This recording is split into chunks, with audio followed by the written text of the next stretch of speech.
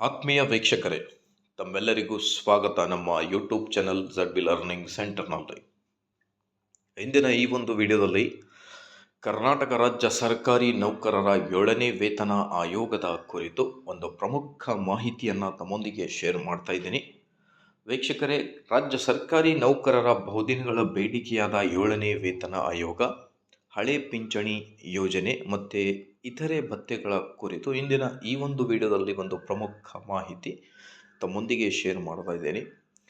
So day by day ಬಹಳ ಕುತೂಹಲದಿಂದ ಕಾಯ್ತಾ ಇದ್ದಾರೆ ರಾಜ್ಯ ಸರ್ಕಾರಿ ನೌಕರರು 7ನೇ ವೇತನ ಆಯೋಗದ ಅನುಷ್ಠಾನದ ಕುರಿತು. ಮಾನ್ಯ ಮುಖ್ಯಮಂತ್ರಿಗಳು ನೀಡಿರುವ ಭರವಸೆ, ಆರ್ಥಿಕ ಇಲಾಖೆಯೊಂದಿಗೆ ಚರ್ಚಿಸಿ ಅನುಷ್ಠಾನವನ್ನು ಮಾಡಲಾಗುವುದು ಅನ್ನೋದರ ಬಗ್ಗೆ ಮಾಹಿತಿಯನ್ನು ನೀಡಿದ್ದಾರೆ. ಸೊ ಅದರ ಕುರಿತು ಕೂಡ ಚರ್ಚೆಯನ್ನು ಮಾಡ್ತಾ ಹೋಗೋಣ.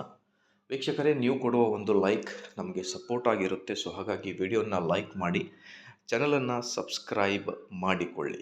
ಬರುವ ಎಲ್ಲ ಮುಂದಿನ ವಿಡಿಯೋಗಳಿಗೆ ನಿಮಗೆ ನೋಟಿಫಿಕೇಷನ್ ಬರುತ್ತೆ. ಸೊ ಹಾಗಾಗಿ like, share and subscribe to my channel. March 16, 2024ರಂದು ಕೆ ಸುಧಾಕರ್ ರಾವ್ ಸರ್ ಅವರ ನೇತೃತ್ವದ 7ನೇ ವೇತನ ಆಯೋಗದ ವರದಿಯನ್ನು ಮಾನ್ಯ ಮುಖ್ಯಮಂತ್ರಿಗಳಿಗೆ ಸಲ್ಲಿಸಲಾಗಿತ್ತು. ಮಾನ್ಯ ಮುಖ್ಯಮಂತ್ರಿಗಳು ಆರ್ಥಿಕ ಇಲಾಖೆಯೊಂದಿಗೆ ಚರ್ಚಿಸಿ ಒಂದು ಅನುಷ್ಠಾನದ ಬಗ್ಗೆ ತೀರ್ಮಾನವನ್ನು ತೆಗೆದುಕೊಳ್ಳಲಾಗುವುದು ಅನ್ನೋದರ ಬಗ್ಗೆ ಒಂದು ಮಾಹಿತಿಯನ್ನು ನೀಡಿದ್ದಾರೆ. ಸೊ ಹಾಗಾಗಿ ಶಿಫಾರಸಿನಲ್ಲಿ ಕೊಟ್ಟಿರುವಂತೆ 27.5% ಫಿಟ್ಮೆಂಟಿಗೆ ಹಸಿರು ನಿಶಾನೆ ಬಂದಿದೆ.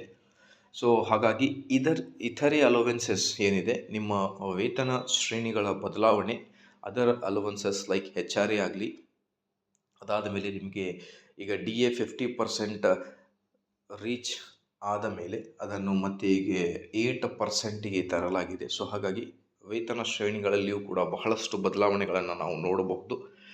ಸೊ ಈಗ 7ನೇ ವೇತನ ಆಯೋಗದ ಅನುಷ್ಠಾನ ಜೂನ್ 12ವರೆಗೆ ಐ ಥಿಂಕ್ ಪಾಸಿಬಿಲಿಟಿ ಇಲ್ಲ ಅನ್ನೋದ್ರ ಬಗ್ಗೆ ನೀವು ಮಾಹಿತಿಯನ್ನು ಪೇಪರ್ನಲ್ಲಿ ನೋಡ್ತಾ ಬರ್ತೀರಾ. ಸೊ ಹಾಗಾಗಿ I think may be June 12 ಆದ ಮೇಲೆ ನಿಮಗೆ ರಾಜ್ಯ ಸರ್ಕಾರದಿಂದ 7ನೇ ವೇತನ ಆಯೋಗದ ಕುರಿತು ಖಂಡಿತವಾಗಿ ಆದೇಶ ಬರಬಹುದು ಅನ್ನೋದ್ರ ಬಗ್ಗೆ ಒಂದು ನಂಬಿಕೆ ಇರುತ್ತೆ.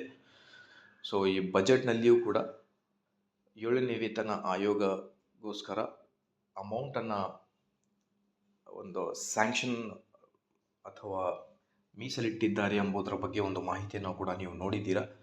ಸೊ ಹಾಗಾಗಿ ಬೇಗನೆ ಅನುಷ್ಠಾನ ಆಗಲಿ 7ನೇ ವೇತನ ಆಯೋಗ ಅಂತ ಹೇಳ್ತಾ ಈ ಒಂದು ವಿಡಿಯೋನ ಇಲ್ಲೇ ಕಂಪ್ಲೀಟ್ ಮಾಡ್ತೇನೆ. Thank you friends. Please like, share and subscribe.